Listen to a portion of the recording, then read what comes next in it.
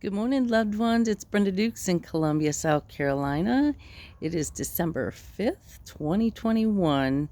It is a little warmer here than it normally is in December, but I am enjoying some time with the Lord, and I felt like He had a message for us. You know how we're given instructions when we're on an airplane that if the cabin has an issue, it depressurizes, that the air mass drop.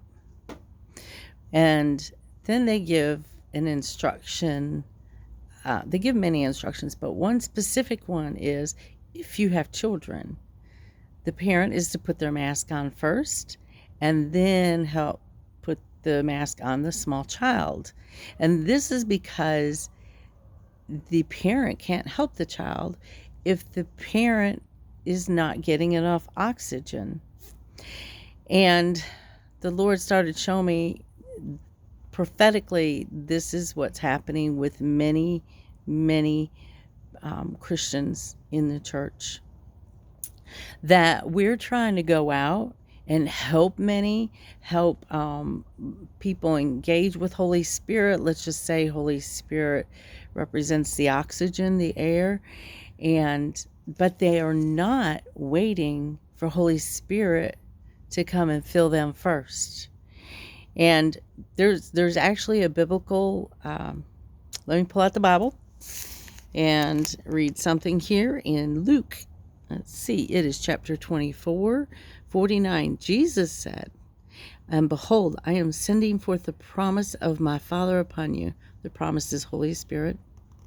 "But you are to stay in the city until you are clothed with power from on high."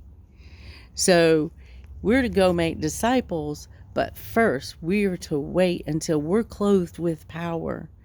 And He's showing me that many people are driven by guilt and driven by fear, and they're going out and doing works for the Lord.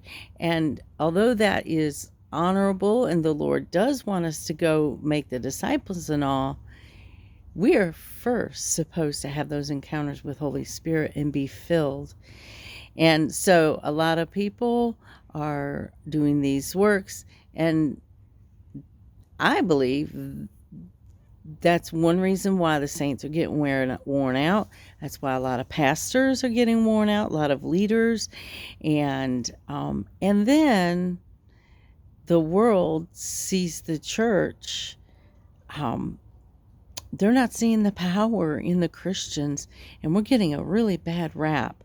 And I believe part of the reason is we're not putting our masks on first. In other words, we're not waiting, let Holy Spirit fill us first.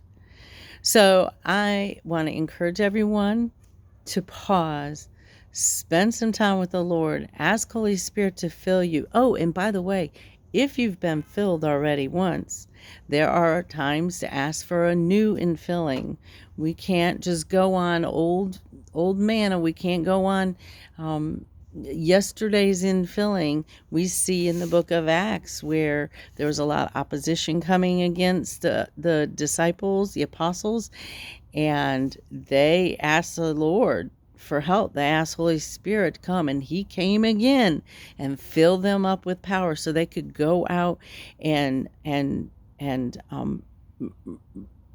preach on the kingdom and heal the sick and raise the dead and cleanse the lepers and all those things that Jesus tells us to do.